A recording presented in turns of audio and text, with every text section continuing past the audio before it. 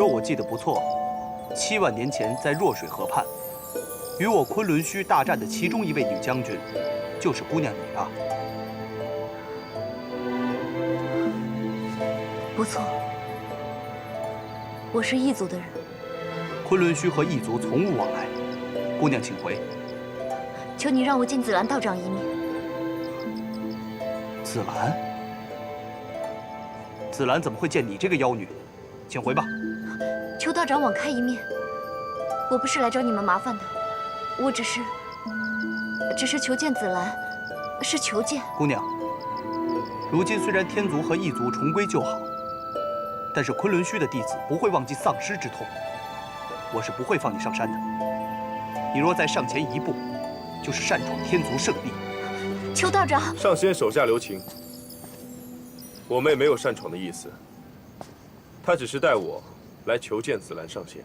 堂堂义军，为何鬼鬼祟祟地擅闯天族圣地？今日我和家妹来，只是来昆仑虚借你们炼丹炉一用。你们何须拒之门外？天族是天族，昆仑虚是昆仑虚。昆仑虚以墨渊上神为尊，我们跟你们的事情了结不了，永远不会。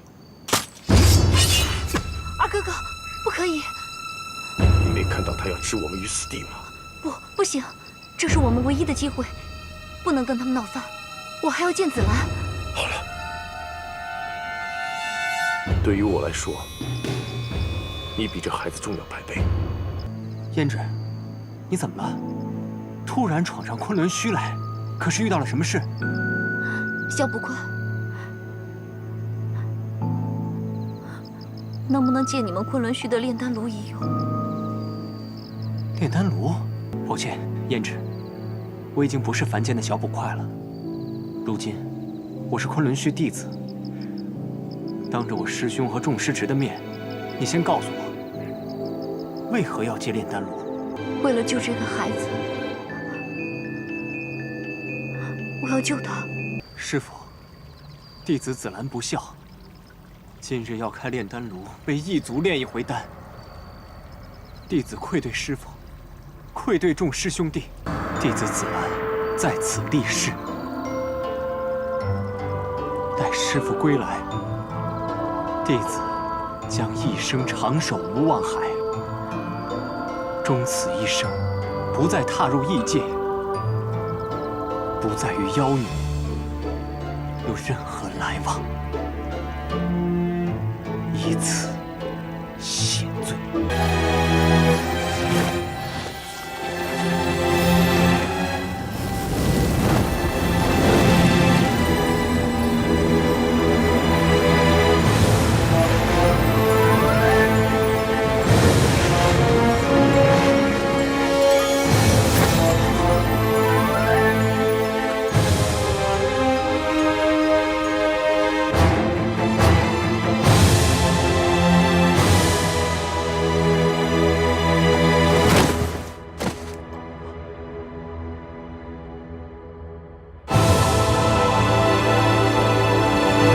夜华，你的阵法图我完全看不懂。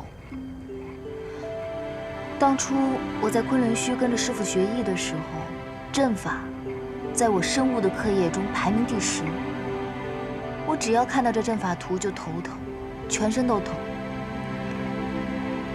那你还正儿八经的坐在这里干什么？我之前是担心你的手拿笔不利落。不过看来你拿笔的姿势还挺好看的，就想多看几眼。我的团子回来了，自己拿这么多东西，让他自己来。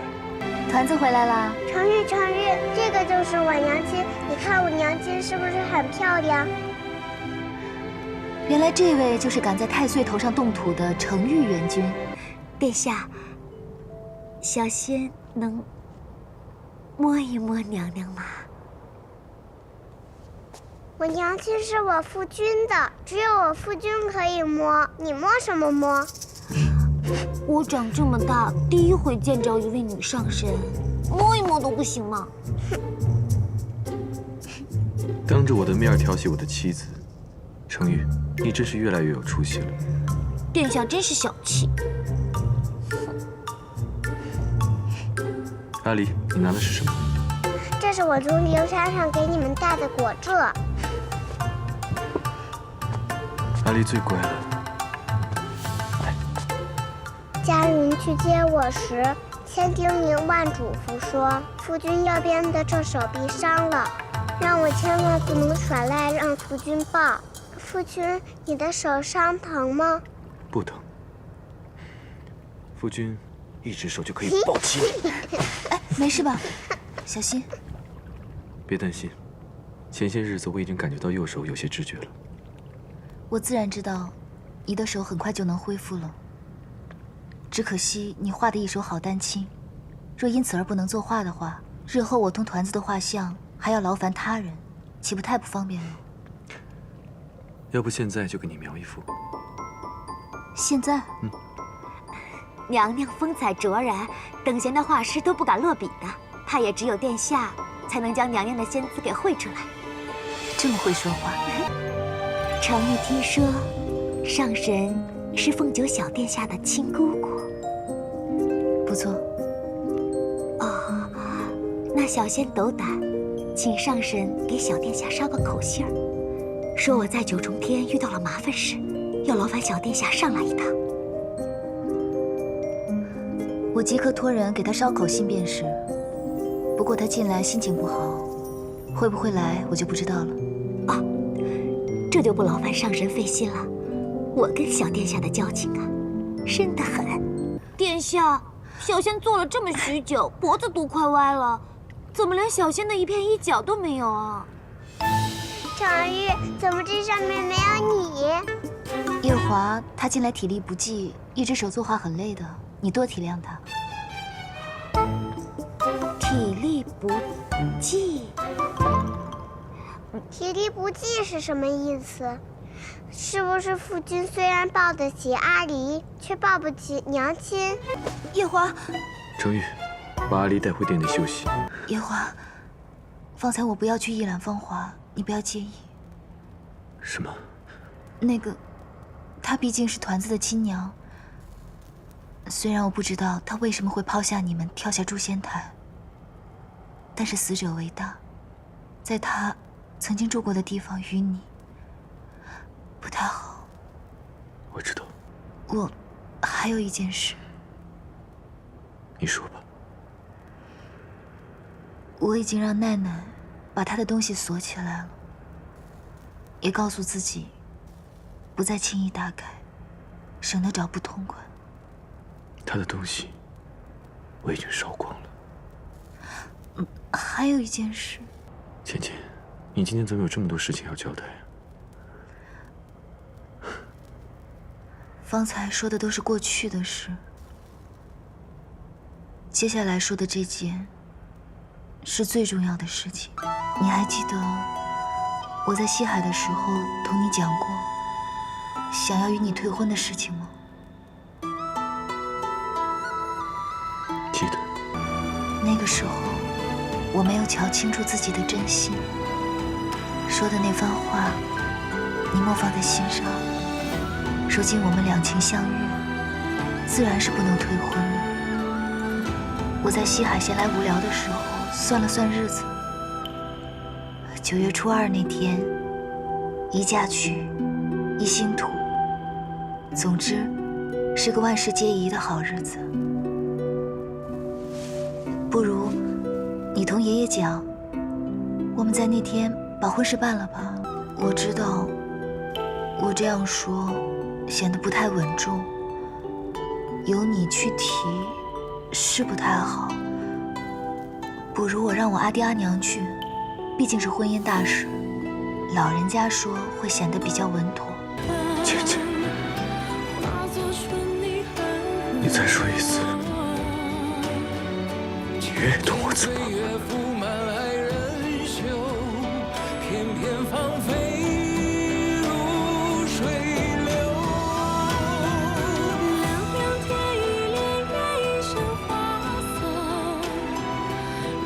夜华，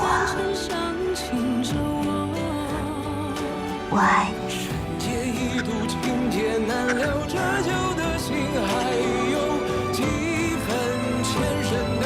真的爱你。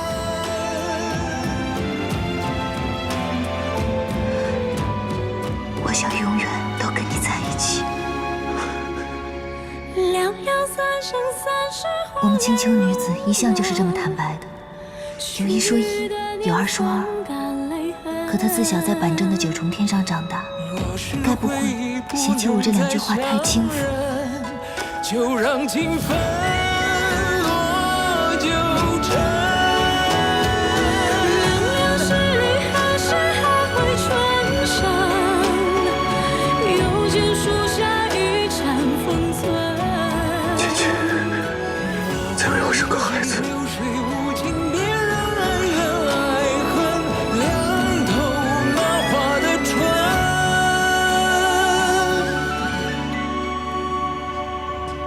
7万年前，你二哥也常常在这里遥望昆仑虚，想着那里的一个人。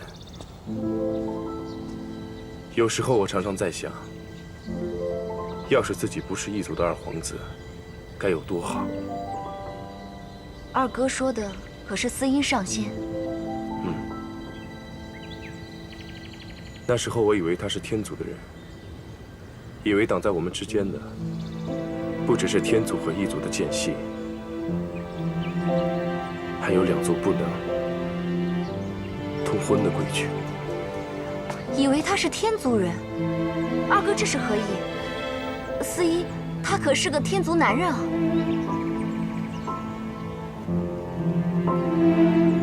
你到现在还不知道吗？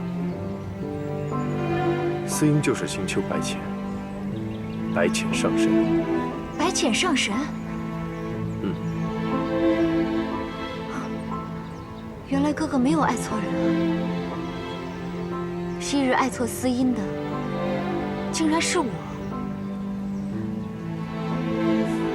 当时我年纪还小，就仰慕他仙君的身份，觉得仙族的男儿就该像他一般爽朗洒脱，爱也罢，恨也罢，干干净净的，没有什么弯弯绕绕，也没什么阴谋诡计。可现在，好吧，就算知道她是一个女儿身，我想，她也是个爱恨干脆的上神。是啊，安英就是如此。只要他想跟你断绝关系，就会断得干干净净，不留一丝一毫余地。怎么还不睡啊？我都快让你折腾散架了。芊芊，嗯，如果真如李靖所说，墨渊上神元神一旦归位，东皇钟上的封印也会减弱，金苍破钟而出，那时你会怎么做？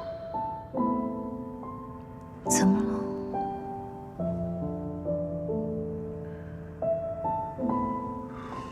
若7万年前，你有机会先一步封印东皇钟，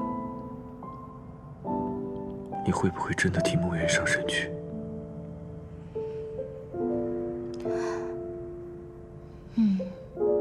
师父待我恩重如山，我有机会替他去，当然会去了。昆仑虚任何弟子都不会犹豫的。二哥，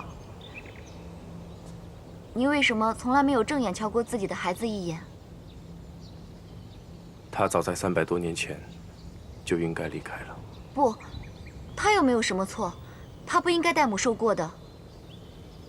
我相信他很快就能醒过来。乖啊，紫兰叔叔很快就会来了。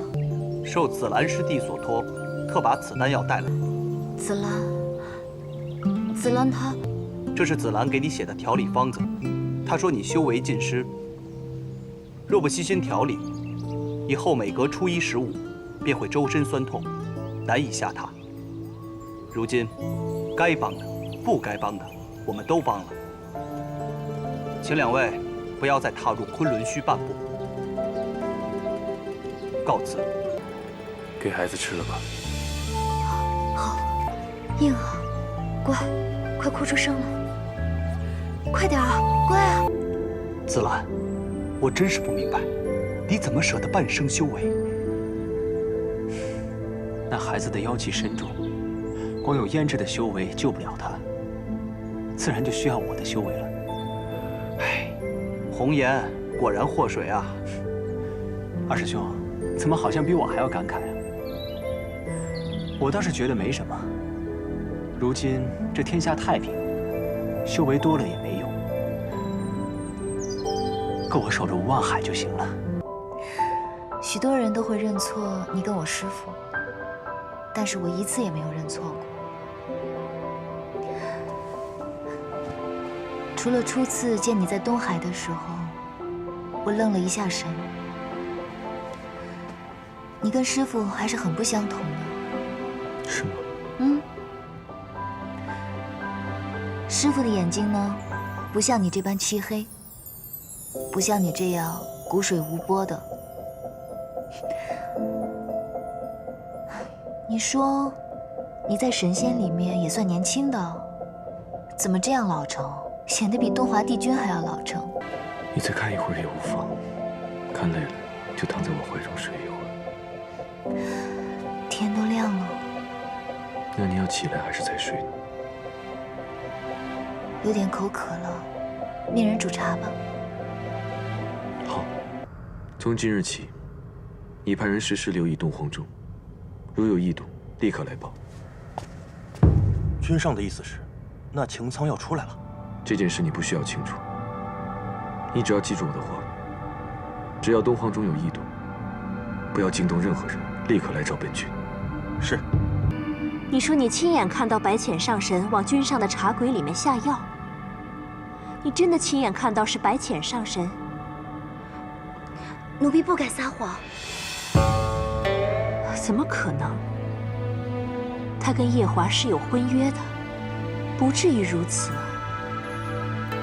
对于这位上神和君上的事，素锦始终有个疑虑在。难道娘娘没有吗？你在疑虑什么？这300年前的事，素锦至今记忆犹新。娘娘不觉得奇怪吗？昔日君上对那个凡人爱入骨血，300年来也是守着那盏灯，心心念念要造出个假的来。怎么这一切在去了趟东海后，突然就变了？哪怕是变了，也变得太快了些。你这么一说，倒是说到本宫的心思里了。本宫也一直在忐忑，这夜华是受了什么蛊，怎么这么快就移情了呢？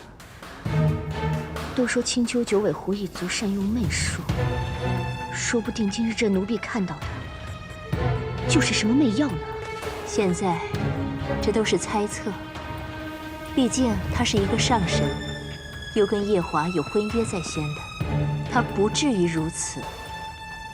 就算夜华对他无情，也是要娶的。有件事，娘娘恐怕不知。又有什么蹊跷之事啊？在君上去东海前，青丘的白凤九曾假扮成我的样子，去紫宸殿里偷走了劫魄灯。什么？偷走劫魄灯？嗯。那个白凤九，堂堂一个帝姬，怎么可能做出如此之事？你为何今日才告知本宫？当时三殿下和司命特地来替他赔罪，说是他不懂事，胡闹着玩才偷走了灯，还拜托我千万不要追究计较。我也是看在东华帝君和司命的面子上，将此事压了下来。早就听说这个白凤九顶着报恩的名义，在太晨宫里胡作非为，扰得太晨宫里不得安宁。原以为帝君会嫌弃这个小殿下，没想到还挺维护他的。帝君心思莫测，谁能猜到？不过臣妾想到这件事，是觉得蹊跷。娘娘您想，白凤九先是偷走了养着素素骨血的劫魄灯，白浅随后就在东海与君上相遇，君上在见了他一面之后，又迅速移情，不再做任何重造素素骨血的事。如此一联系，是否太过巧合了？的确太过巧合。所以，不管白浅是不是跟君上有婚约，我们都应该查清楚此事。倘若这个白浅的心思真这么深，娘娘就应该早一些禀明天君和君上。这种女人，做太子妃，或是未来天妃，都太危险了。不错，但是目前这些都还只是猜测。她毕竟是白浅上神、青丘女君，轻易得罪不得。那位上神已经来天宫2次了，都没有拜会过我。今天我倒要去见见他。娘亲，你看得太快了。你一个小孩子家看那么仔细做什么？等我看完了讲给你听啊。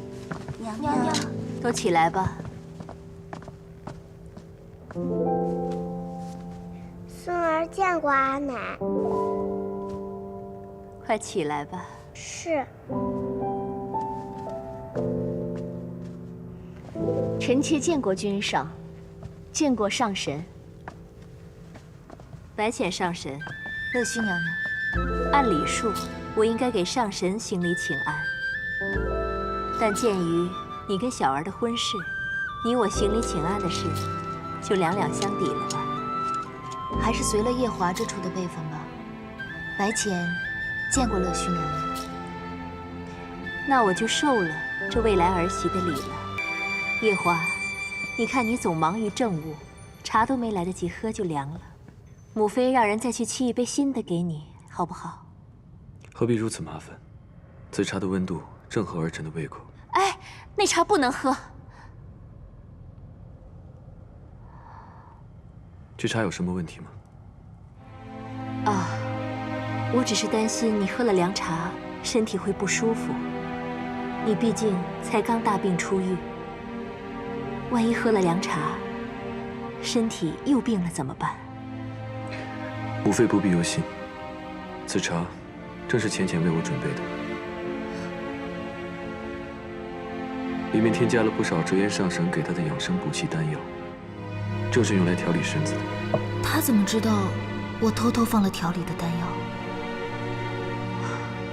原来如此，上神有心了。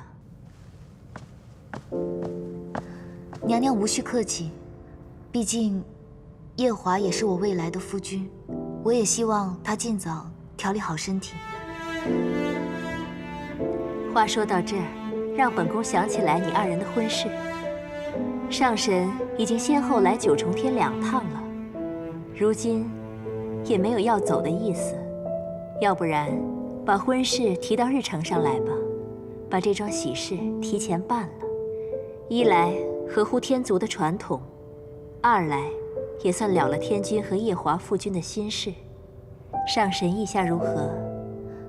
虽然我是青丘的女君，但是我毕竟上面还有父母在，婚事也要先问过他们。好，这样我跟天君先说一下，提前准备着。毕竟天族和青丘的婚事是大事，马虎不得。阿奶，阿弟喜欢你。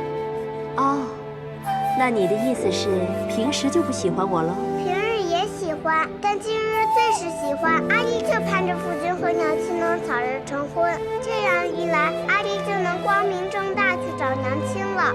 哦，那要是不成亲的话，你就找不到娘亲了。若不成亲，娘亲她总是要顾及天族规矩，偷偷来寻夫君。你看这次就又是深夜偷偷来夫君的寝殿。若每次都这样，阿弟找起来实在不方便。